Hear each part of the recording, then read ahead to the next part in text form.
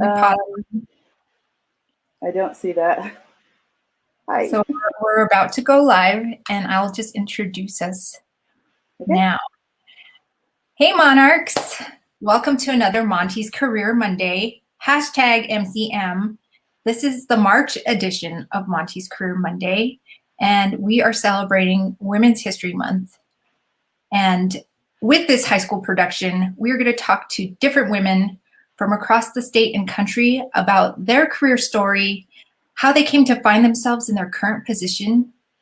They will tell us the story behind their career choices, how they grew up, include details and obstacles they had to overcome, education they received, skills and training they acquired, and much more.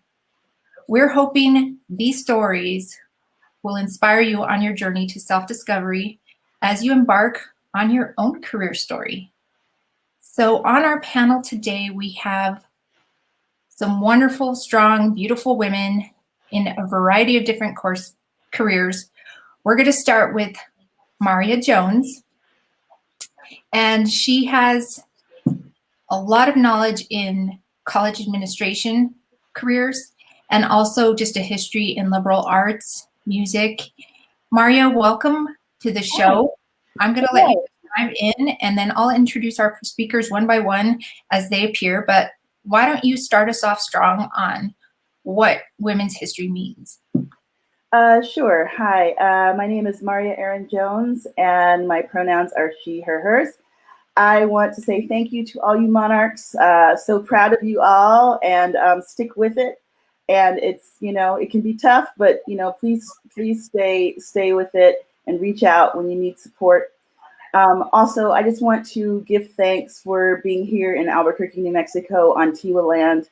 And I want to respect the 20 pueblos that we are so fortunate to be living here. So thank you to that past and that present and a better future for all of us.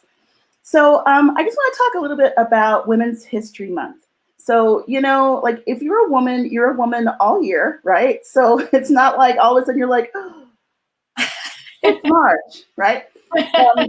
With that said, this is an opportunity to kind of reflect on the trials and tribulations and successes and challenges of women. But one thing is really important to remember is that being a feminist or looking at Women's History Month is about being intersectional. So I want to introduce you to Kimberly Crenshaw, who coined the phrase intersectionality, which means looking at women's history from a variety of angles. We think about the suffragettes. We're both wearing purple today, and that's a traditional color of the suffragettes in the United States. But we have to remember that not all women gained the right to vote in 1921. Some of us are left out of the storytelling of the suffragettes and when we actually were able to obtain the right to vote. So intersectionality is digging a little bit deeper than what we're told on the surface. And when you do that, you find people who look like you find people who have experiences that you've had, and it changes the narrative and the story that you get to tell in the future. So it's just important to dig a little bit deeper, no matter what you are reading in a book. It's your challenge and your responsibility to dig deeper. So, and then today is International Women's History Day. So today we honor women all over the globe. And when we think about that, we push intersectionality even further. So we think about income inequality, we think about poverty, we think about missing Indigenous women, we think about lots of different things that we may not be experiencing where we live or in our lives. So it's another opportunity to think, oh, what are women in the Sudan dealing with? What are women dealing with in the Middle East? What are women dealing with? So that's what today is too. Any questions? Do you, Ms. Chavez, do you have any questions? That was a perfect, overview of what it means. And, I know everyone of our students is taking a history class, but not necessarily, in line with these topics that, are brought to you could see on the Google homepage, they're celebrating International Women's Day today. And I think that's just something that, you know, as educators, we have the responsibility to educate, share, and bringing you on to this production, you're sharing all this stuff that's just opening up my mind, and I'm sure it's opening up the minds of those that are watching. And so we need to pause and think, you know, what is that like in another country? What would it be? What challenges do they have? And that's something with the day-to-day grind and all we're dealing with, that it's reaching out a little further, digging deeper. Mm-hmm. Thank you. And so how did you get to be in the position you are in now, and what do you do with your job? Well, I work at CNM, Central New Mexico Community College. I am a graduate of a community college, so my first 2 years were at a community college in Tallahassee, Florida, and then I transferred to UNM. So, you know, community college is a great place to get those first 2 years knocked out of the way, get those prereqs all settled. And when you don't know exactly what you want to do, starting at a community college is great, because basically you get to take classes that you're interested in, you get to kind of figure out what you want and declare your major and then keep going. So that's the good part about that. So I work in outreach and I work in the humanities department. So I work in the School of Communication, Humanities, and Social Sciences. It's the largest school on our campus because it covers a lot of ground. So it's anything from wanting to be a social worker, or wanting to be an artist, a visual artist, a writer. If you're interested in languages and you want to get a degree in that, there are so many options inside of the liberal arts education. And that's not to say that, you know, those of us who are interested in science, stick with it, but think about STEM instead of STEAM. So you have your sciences, but you also have that art component, and that's what makes you a well-rounded person. So I work at CNM.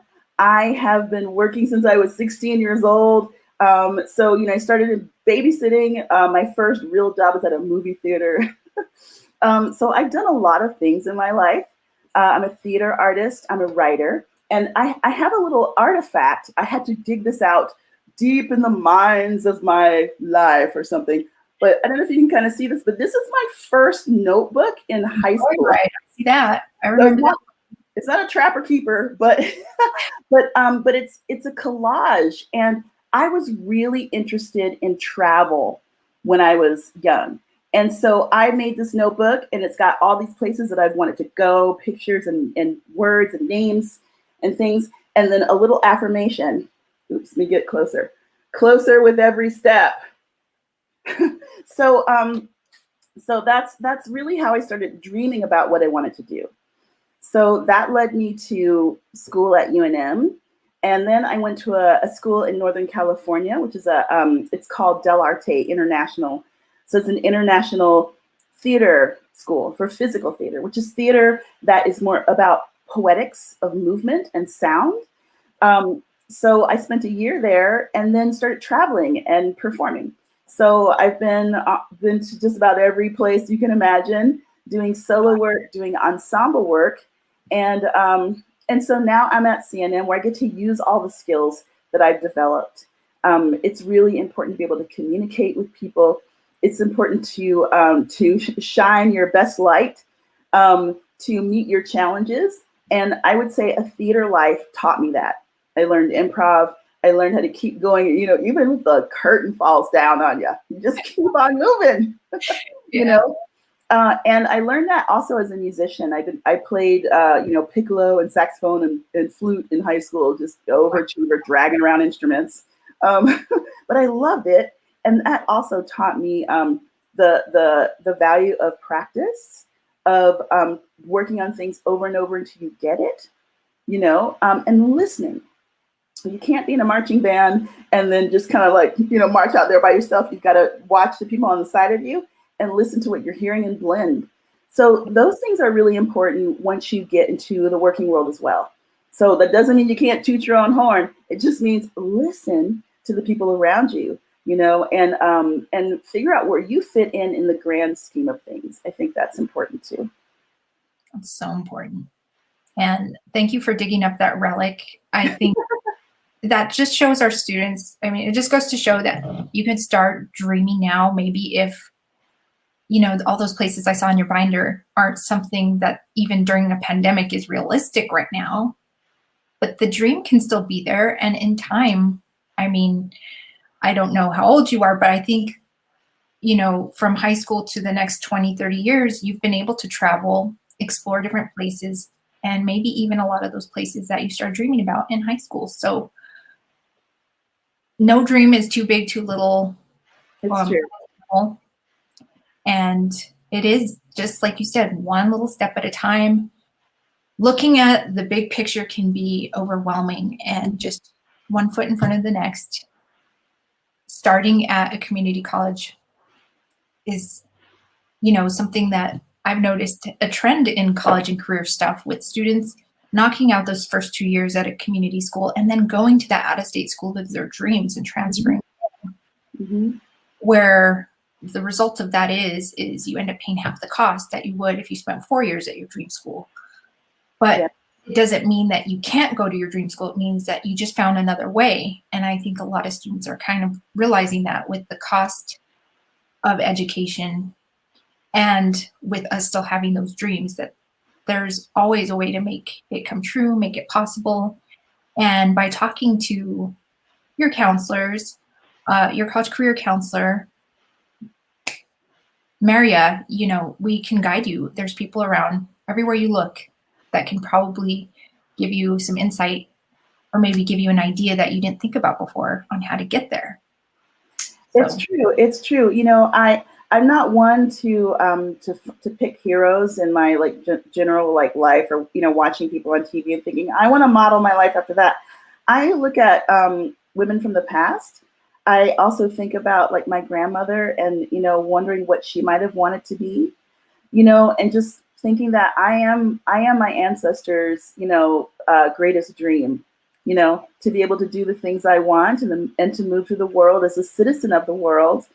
And the best thing I can do is to share my life with others and to try to do good things for people. So start anywhere, learn whatever you can, and it just accumulates until someday you don't even know how you got there, but it was every step that you took, and accept the unknown. Exactly. You don't have to know exactly where you're going to be in 10 years. I know that's always the question, but if you don't know, you're not wrong. Right. That's so true. It's that nothing's set in stone, and changes happen, and we can recover and bounce back from them. Failures happen, we can recover and bounce back from them. Mm-hmm.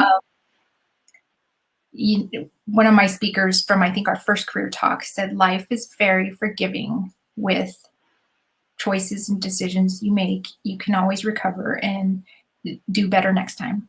Try again. Try something else. But life is resilient. Right. We can be resilient. Yeah. And it hurts, just like ripping off a Band-Aid. You're like, oh my God. But then, it gets a little easier every day. And don't be afraid to make mistakes. Don't be afraid to fall. Don't be afraid to not know. Go places where you don't know the language and learn from people. Be vulnerable, be generous, be thoughtful, be vigilant, but enjoy the world. Maria, thank you for being on our show and for kind of ending your part of the segment with your ancestors. I feel the same way. And I think a lot of the women on the show can relate to when you think about your grandma and her mom, just where they were and how far we've been able to go, from one generation to the next. It's incredible. And so that's huge. And that gives us all something to think about, because it's so true. So thank you so much for being here. Thank you. Have a good day, Monarchs. Thank you. Keep flying. All right, next on our program, we have Cherish Franco. Cherish is the Chief Software Lead for Weapon Systems and Software Programs. And when she started down the field of the pathway to STEM, I'm going to let her share her story, but she initially wanted to be a program hacker and is now, fast forward from those dreams, working on her PhD in computer engineering. And she works full-time in her lead for weapons software with the Air Force. So she is amazing all around, total obstacle crusher, game changer. Welcome, Cherish. Thank you for being here today. Thanks so much for the intro. I'm very flattered. Thanks, students, for being here and attending this presentation. It's really important that you get to hear from people who have been in your shoes and have more or less made it. I feel like I've made it, and I think all the women who are on here have made it. It's important to remember that throughout your life, you're going to have a lot of role models. I've had quite a few. I've had my mother, my father, my younger brother, and even your very favorite Lorraine Chavez is actually one of my role models. I always wanted to be just like her in every aspect of life. But yes, I am the chief software lead for the Air Force for the weapon systems. So I oversee a lot of weapon systems. I oversee the ICBMs, the bombs. I also oversee all the aircraft. So all those cool aircraft you see flying over baseball fields. I have some kind of part in that. But for the beginning of my career in high school, I didn't actually want to be in STEM. I played basketball for most of my life, and my dream was to go to the WNBA and be a basketball player for my whole life. But one year, I was supposed to pick an elective, and my mom said, you need to pick an elective in computers, and I fought her for the whole summer because I wanted to take home economics and bake, which, by the way, I still do. I do like to bake a lot. But I didn't get to take that home economics class. Mom really pushed me to take a computer class, and it happened to be a programming class, and I happened to, unfortunately, enjoy it. So Mom was right. So I continued taking computer classes until my senior year. And I love basketball, but I knew that it wasn't going to be the choice that I would make that would last me a lifetime. There's always that possibility of something going wrong, getting an injury, or a pandemic where you can't play sports because it's canceled. So I decided to venture towards computer science, and I chose New Mexico Tech, which is located in Socorro. And going there was a really, really big, eye-opening experience. I thought I knew everything there was about programming, and I thought I was going to be ahead of the curve, and then I got there and I was not. I was pretty behind. But that didn't stop me, and I was very fortunate to have a lot of people, both men and women, help me along the way to get my degree. And I will say something to keep in mind: everybody thinks you need to get done with your bachelor's degree in 4 years, and that's not true. I was on the 6-year plan. I took my time. I failed some classes. There's no harm in that. You're going to fail sometimes. It hurts, but you just got to do it again. Try to get a better grade. And so I had a lot of help, but I also had a lot of opposition. I've had professors tell me that I wasn't cut out for the degree, but that only made me push harder, because I basically wanted to say, well, I'll show you. You think I'm not worthy of this degree? Well, I'll show you, and I'll make it. And suffice it to say, I graduated in 6 years, and I was the only girl in the graduating class that year in the computer science department. Wow. Computer science doesn't really attract a lot of women, but I can tell you right now that women would actually be really good in this field because it's really detail oriented, and most women are pretty detail oriented. I mean, my hubby would tell you that I'm detail oriented to a fault. Especially when it comes to him. So I did that. I graduated. I was super proud of myself. Is one of my most proud moments of my life, because aside from dealing with opposition and struggling and being behind most of the time, I was also dealing with some medical issues, and I was able to overcome all of these and graduate. And I was super proud. I have my degree up here framed in this giant frame with all kinds of swag on it. So afterwards, I thought, okay, I'm done.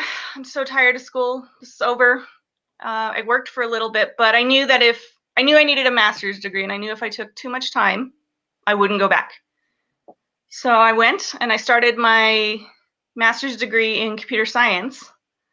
And then I changed my mind a little like maybe halfway through, and decided I wanted to be a computer engineer, so I could have both sides. I have the computer science, which would be the theoretical side, and then the computer engineering, which would be the actual hands-on engineering side of computer science.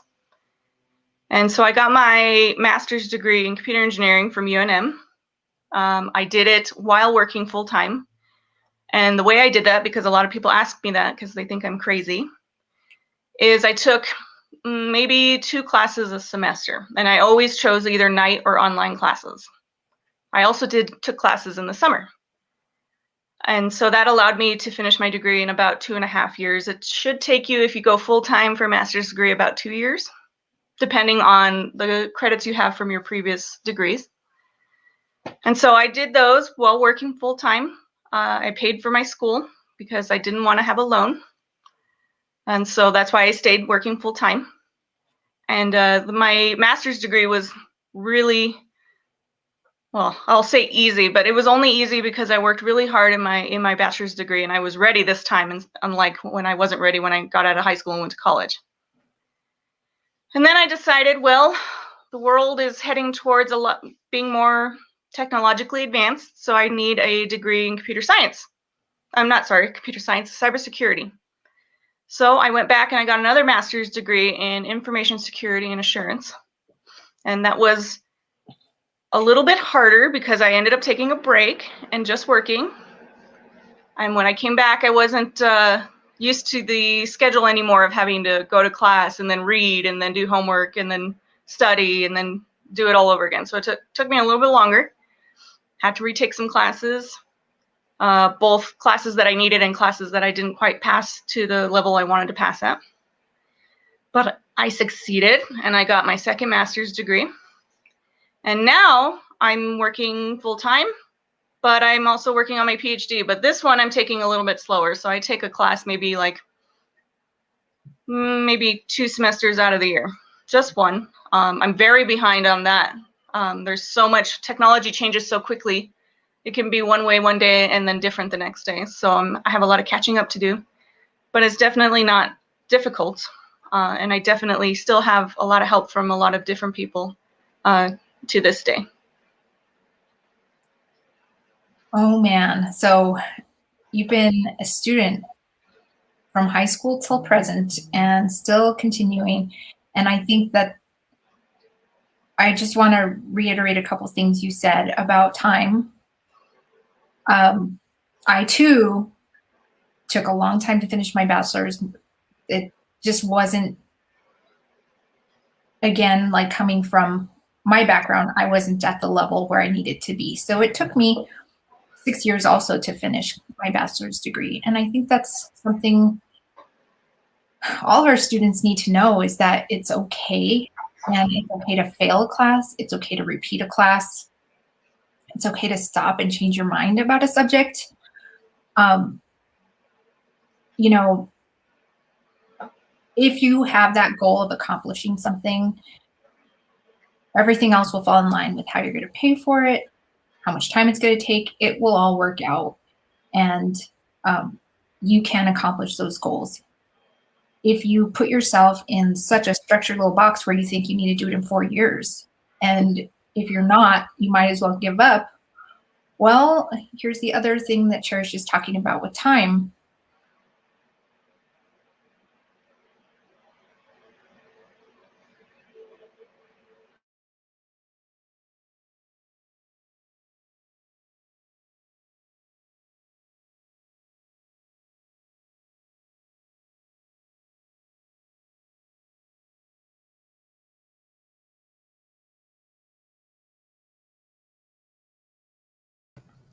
All right, everyone, hold on for just a moment. We've got some technical difficulties going on. It's a Monday, so please hang tight for just a moment.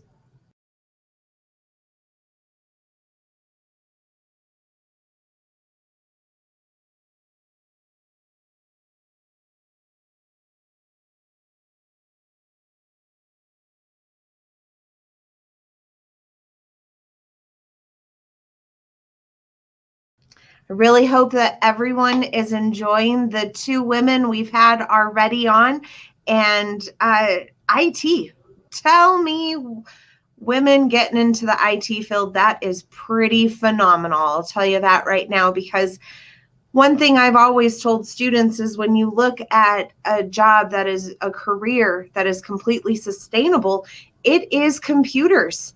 It doesn't matter what we're doing. They're only getting bigger and badder. I mean, we've got huge operating systems that we hold in our hand every single day on our cell phones that just is mind-blowing from what it was when computers first started.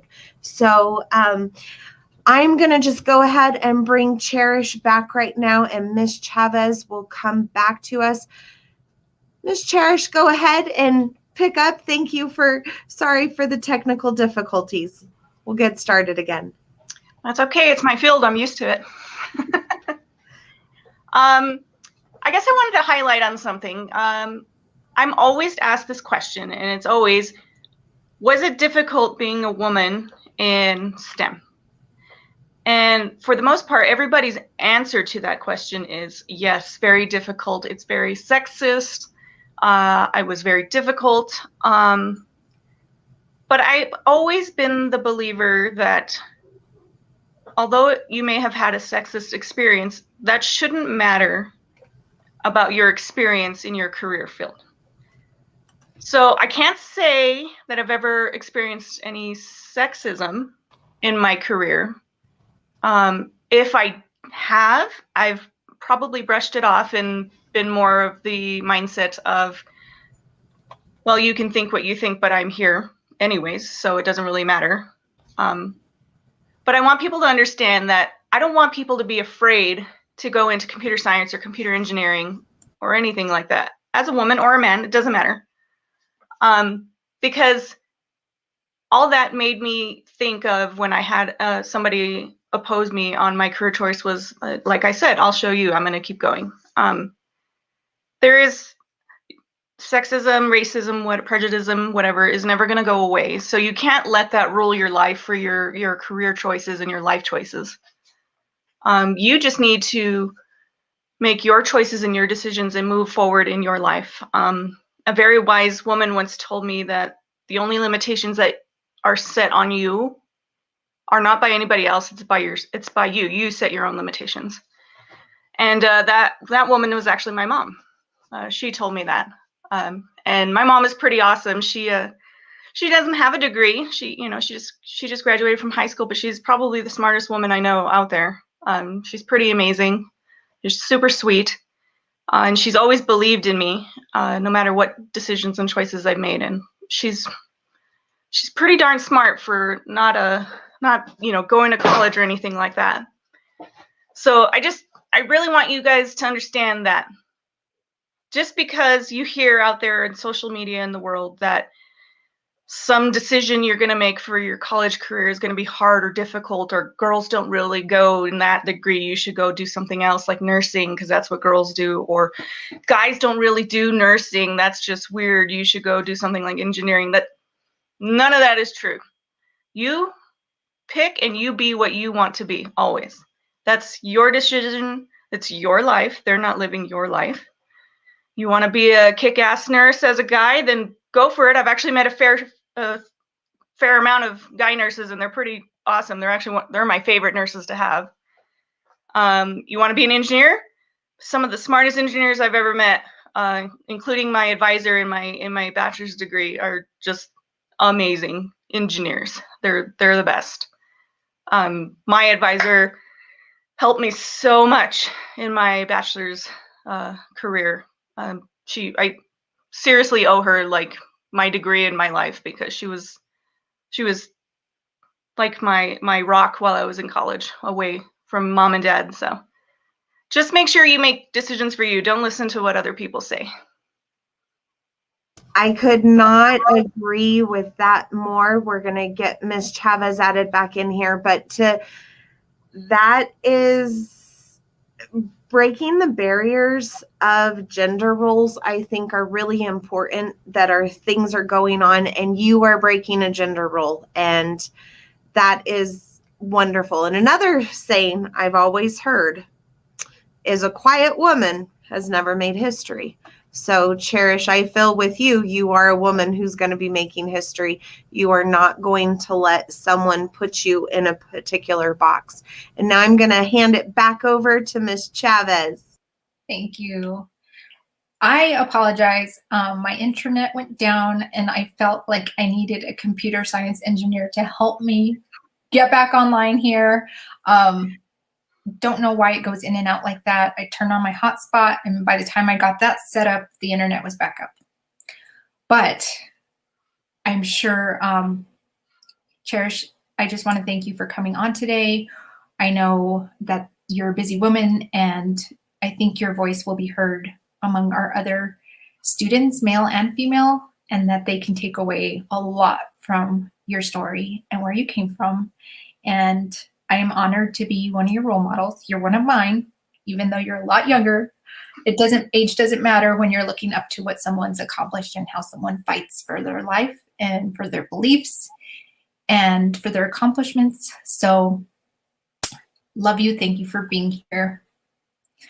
And so now I'm going to bring on our next guest while I still have internet flow.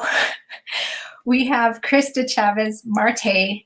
She is another glass ceiling breaker, shatterer with her mighty Thor hammer, and she has become the CEO and founder of her own company, A La Carte Social Media Consulting. And she's going to talk about a topic I don't really know much about, media marketing, but I do know with what she does, being a CEO and a founder, you have to have a lot of business knowledge, and to be in media, creative knowledge, artistic inspiration, and then amazing communication skills. So Krista, I'm just going to let you start sharing your story about where you came from, and I'm going to mute my mic. There's that. Yes, perfect. Hi. So I'm Krista. I'm so excited to talk to all of you. It's actually funny timing. So I'm in the process now of planning my 20-year high school reunion. It's next year. So this is great. I'm happy to talk to you people who are 20 years at least younger than me.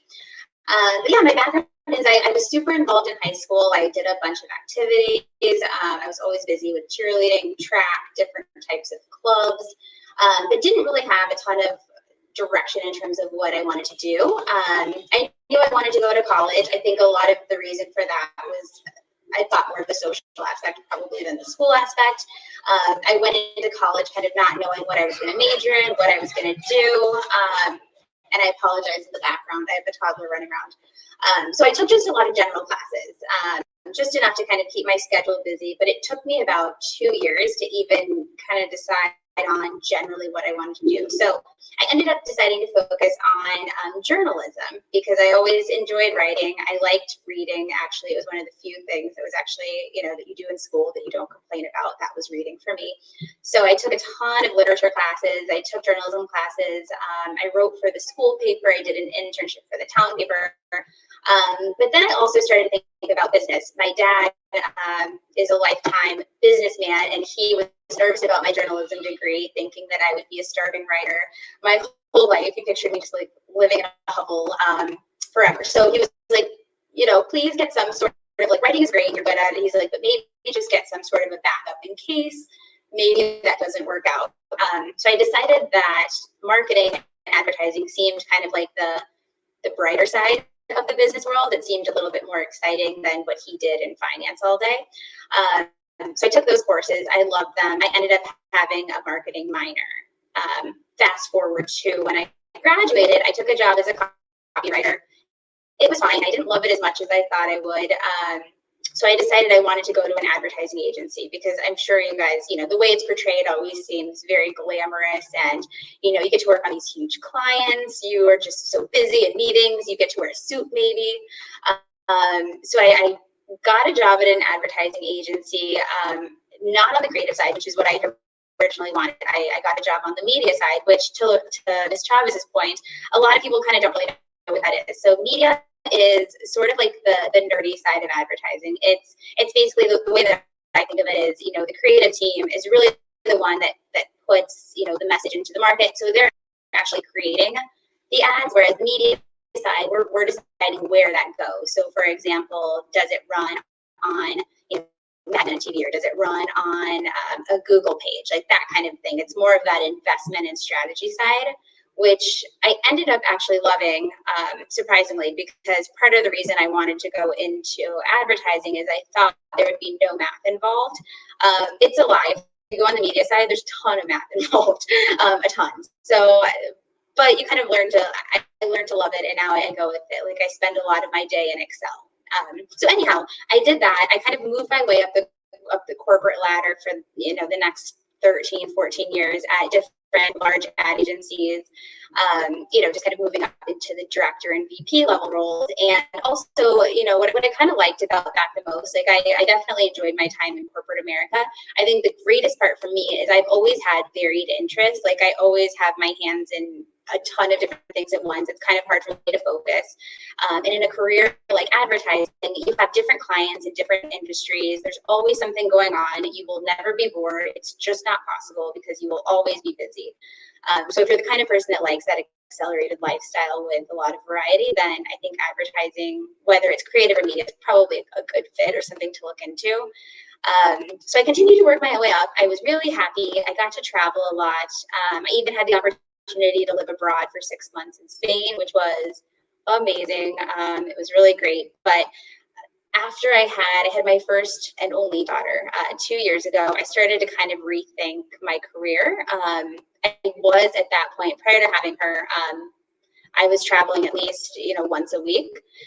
So, I'm 8 months pregnant, waddling through different airports. It was a lot. And I started to get nervous that might not be something that I'd be able to maintain long term. So I ended up using some of that, after I had her, some of that adrenaline you get after, I guess, becoming a mom. I decided I was going to start my own company, created a website, launched an LLC, and just started working on my business plan for the next 2 years while working. I did go back to work for a little bit. Luckily, my company was nice, didn't make me travel anymore. So anyhow, fast forward to this year, or I guess 2020, I finally launched my own company, and, it's great. I love it. I think that the great part for me about being a business owner is I get to take those skills and that type of work that I love from my corporate job, but then I'm incorporating a lot of new skills and a lot of new things that are priorities for me. So flexibility is really important. Like I want to be able to spend as much time with my daughter as possible. And I think the really cool thing is I get to. So a lot of times now I wake up early and I'll do some work in the morning before she wakes up. And then I work, until maybe 1 or 2. And then when she wakes up from her nap, I'm there and I spend a few hours with her. And if I have more things to do, I'll do it when she goes to bed. So it's really been helpful in allowing me to kind of balance my life and my family and have a life. Whereas sometimes, if you move really high up in advertising in the corporate world, your life kind of gets, slimmed down like this. But I think it also brings up more skills, like the business side. Like not only am I doing what I love, but I also have to learn, operations. I have to kind of, I have to get an accountant because that's not my strong suit. So it's really cool. You feel really invested in what you're doing. A new business win is 10 times more exciting for me when I know it's actually my client. It's putting money in my pocket directly. There's some incentive there. So it's cool. I'm still learning. I've only been doing my own business for about 6 months now, but it's the best decision I've ever made. So I'm really happy, and I encourage others to kind of explore that as an option too. It's a little risky, but not as risky as you think, because you can do it in baby steps. A lot of people will keep a corporate job and then kind of, build their business on the side. Once they're comfortable, then they make the jump. Everything your experience and what you showed, and that key piece of making a decision for your family and based on the kind of lifestyle you want to have is something that maybe high schoolers aren't really thinking about right now. And to be honest, it's something you really don't think about till you're going to have a family. And for me, we talk about being set in a career after high school. As you can see, Krista's changed her career many different times and tried different things to see if they were a good fit for her.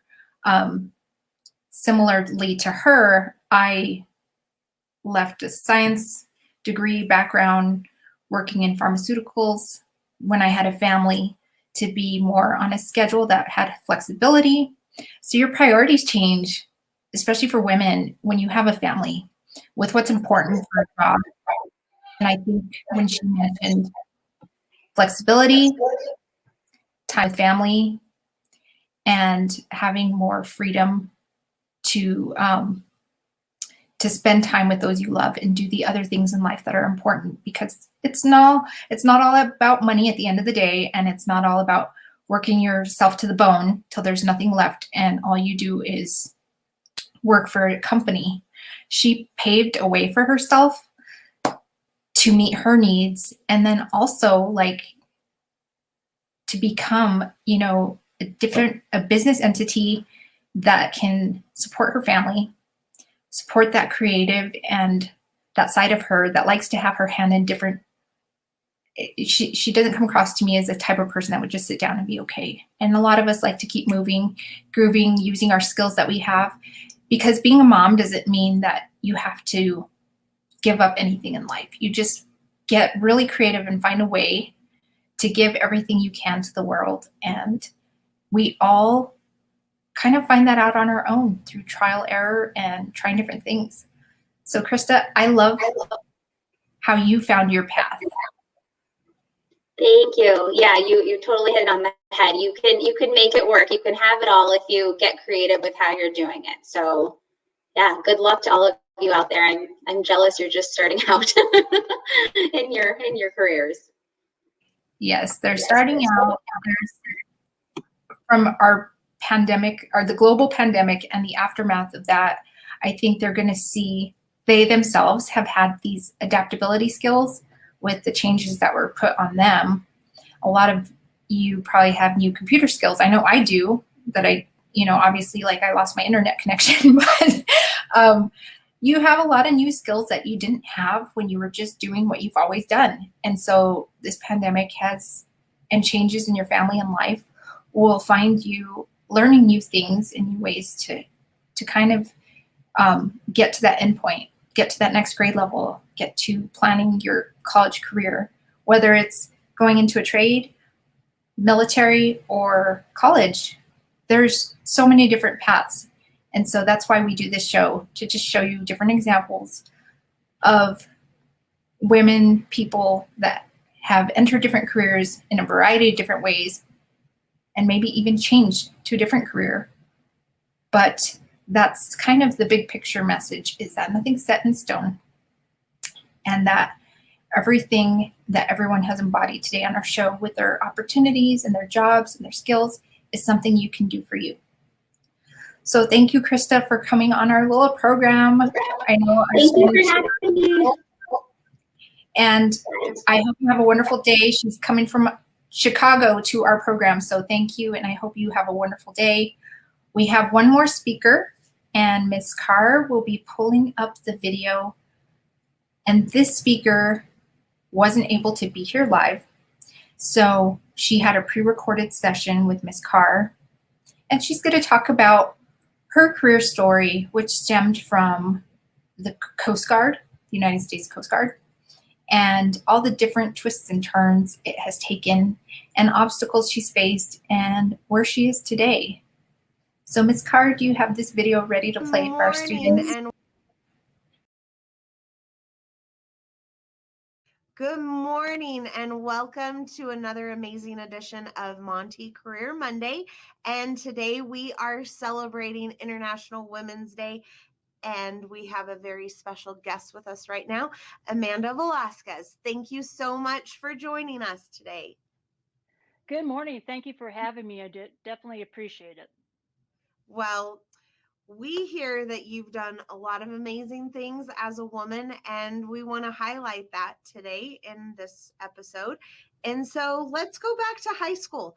Talk to me a little, like, what was high school like for you? The glory days. High school was just a great experience. I grew up in northern New Mexico. I grew up in a family with educators, so there was no opportunities to mess around or get off track. But yeah, it was growing up in a small town, having such a small knit community. Most of my classmates I knew since kindergarten. So over the years of building those bonds and everything like that, it was an amazing experience.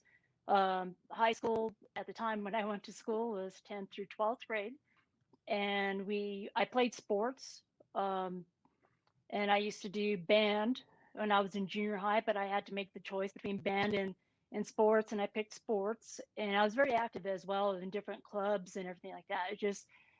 I took advantage of the opportunities to be very involved with the community, very involved with my classmates. So I really enjoyed that, as well as, studies as well. That has come to play at some point, the purpose of school. But yeah, it was a great experience. Wonderful. So what was some takeaways that you learned in high school that might have followed you throughout? I think the big part of it is playing sports, but I would say also kind of backing it up to my parents and my family, just the values that they instilled in me. So my mother was definitely developing a work ethic, and I learned fairly quickly of her saying, if you're going to do something, do it right the first time, because if you didn't, you're doing it until you actually got it right and meeting those standards. So just that paying attention to details, having a good work ethic. My father was very influential, which is kind of, I would say, maybe rare for his generation, where he really believed that women could do anything. It wasn't more being of the stereotype of fitting into my culture, what a women's role should be. My dad was very progressive and just really encouraged me to jump off the ledge kind of and just experience different things. I went to different STEM classes in the summer, definitely sports camps and everything like that. But my dad was very influential in letting me know that it was okay as a woman to be assertive and to have dreams. That is awesome. What a blessing that your family was that way, and especially with your dad. That is so cool. So yeah. Where did your journeys take you after high school? Well, after high school, I really I always wanted to serve in the military. My dad's side of the family is very strong in the military.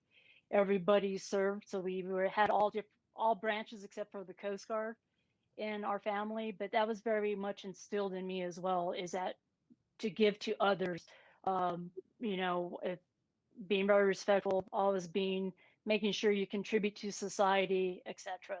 So I always wanted to go to the military, and I wanted to really go to West Point. Unfortunately, I got all the congressional nominations. I got a couple of senators, a representative, and I had that. But coming from a small town, and maybe in retrospect, if I could do it back again, I might would have paid attention more in the English class. I'm more of a science and math person, and English was never my strong suit. So that's what hurt me, the scores there. It was okay to get in, but when you compete against everybody on a national level, just meeting the bar isn't acceptable. You have to exceed it. So I went to UNM for about a year, and then I still had that ache to go into the military. I joined the Army Reserves, and I really liked it. And part of my dad being influential, he kept telling me, why don't you apply to the Coast Guard Academy? Why don't you apply to the Coast Guard Academy, right? And being in New Mexico, not being landlocked, no water body, that was kind of a little bit foreign to me. But I looked into it, and he was right. He kept telling me that for the Coast Guard, once you graduated from the Coast Guard Academy, that there was no limitations on women, where the other service academies, you were pigeonholed into a certain type of job. You couldn't choose what you really wanted. So I decided to follow my dad's lead on this. And so I chose the Coast Guard Academy after doing research, and he was right that the Coast Guard didn't pigeonhole women into a certain career field. Every single career field was open to every single woman. So went to the Coast Guard Academy, did 4 years there, and I graduated with a civil engineering degree. And when you graduate from the Coast Guard Academy, no matter what your degree is, you go to a ship. And because I knew I wanted to pursue engineering, I chose the largest ship because it had the most complex engineering system for the Coast Guard. So I chose you go to a ship, you either drive the ship or you run the ship. So as an engineer, I wanted to run the ship. Plus the ship that I was on did a lot of patrols up in Alaska, and the engine room's a lot warmer. So I chose that. But what was great about the Coast Guard is, even though my degree was in civil engineering, it allowed me to learn about naval engineering, and that's what I did on the ship.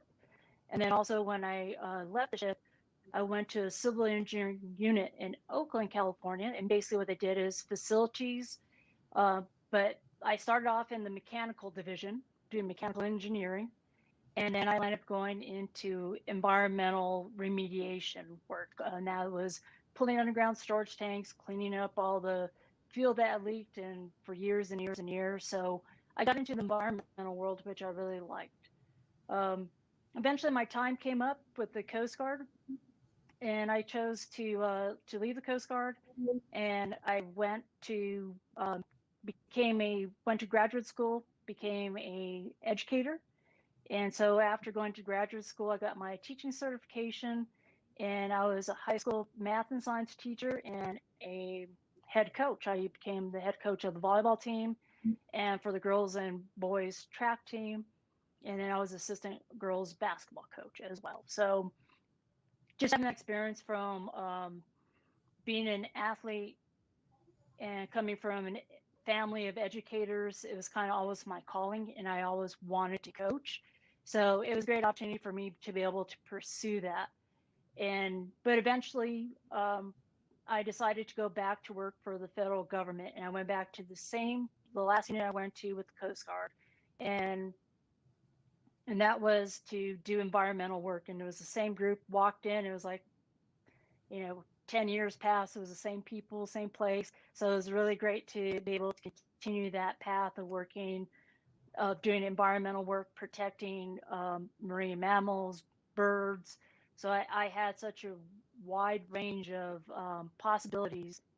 And because the Coast Guard was so small, pretty much if you're a hard worker and you have determination, and if you wanted to pursue something, the sky was the limit. So just my thirst for knowledge, wanting to always improve myself. And there's so many cool projects out there where some of them we're getting rid of the lighthouses. The Coast Guard's in charge of all the lighthouses in the United States.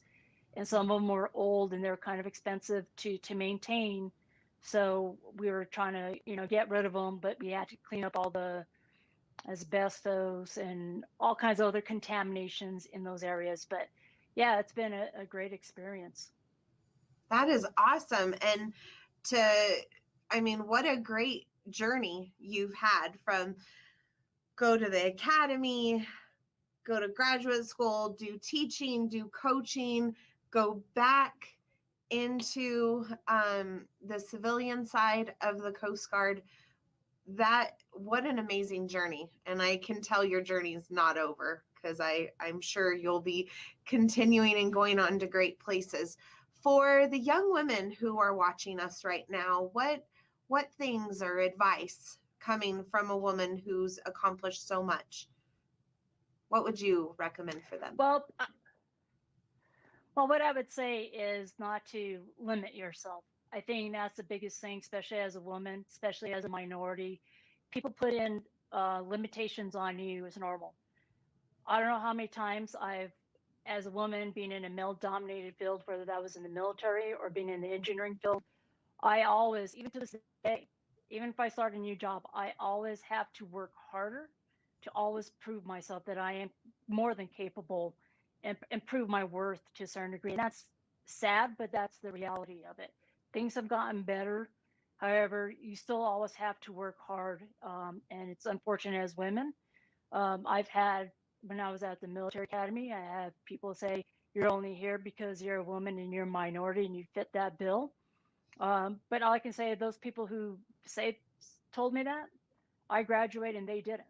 So I made it through that pretty rigorous and tough environment. But the biggest thing is follow your dreams. And I think the biggest thing, especially when you're going out of high school, you have no idea what's available to you. And I think that's the biggest thing, is just kind of keep a wide lens. There's so much out in the world. There's so many different career fields to follow. You just got to start off with what your initial passion is and continue following it and building on it. And don't let people get in your way. Back when I was coaching, probably the biggest thing that I would always instill in my kids is work ethic. That is going to get you everywhere. And that's going to allow you to attain goals and dreams that you set for yourself. And yes, you do have setbacks, but you have to be strong and not let those deter you. It should make you stronger to want to achieve them. And maybe you're following path A to get to your goal, but maybe there was a roadblock there. So then you take a different path, but you're still going after that same goal. So you continue just achieving your dreams. But education is important, not just only the piece of paper, but also your thirst of knowledge. When I start a new job, nobody tells me how to do my job. And that's just the way the world works, right? You got to figure it out yourself, but you have to have the skills to know how to do research, how to push yourself, and how to learn. But nobody could ever take away your education. And education is the most important thing, because that's going to determine how many avenues are open to you. And lifelong learner on that part. So that's probably the biggest thing, is just have a good work ethic, a good attitude, know how to serve your community, because it's never all about you. You're never going to feel those rewards and feel the warm and fuzzies. And when you serve your community, you get to know more people, you build your network. And if they know that you're a good person and you have good integrity, good morals, a good work ethic, you never know who you're going to meet. And those other people open the doors for you for so many possibilities. So those are probably the biggest things I would have to say to pass along. So those are all critical. Those are all so important. And I thank you just sharing this. I mean, I love that you have overcome, if you will, some of the social things that have been placed on women and going into the military. Of sky's the limit with the things that you have said. And like I said, I know that your journey is not over, and I can't wait to check back in with you to see where else your journey has taken you. And I thank you for being a strong woman role model for all the rest of the young women that are watching this today. So thank you, Amanda, for coming on, and we wish you all the well and all the best in your journey. Thank you very much for having me. And I hope I reach somebody at some point to realize that there's so many possibilities. Never give up on yourself. I agree. Well, thank you so much, and have a wonderful day. Thank you for joining. You too. Thank you. Bye. Bye. And now we're at our conclusion of Monty's Career Monday, the March edition. I hope the women we had on our panel today were able to share some stories that maybe spark something within you. If you need help with anything, please reach out to me. I'm your College and Career Readiness Counselor, Ms. Chavez, and I can help you find how to complete your next step plan, how to find resources on career exploration, and how to look at college and trade options. And if you want to explore the military, I can help you with that as well. We want you all to feel super supported and encourage you in all your dreams and endeavors. So again, thank you to Maria Jones, Cherish Franco, Krista Chavez-Marte, and Amanda Velasquez. And you have a wonderful day. Thank you, Monarchs. You're awesome.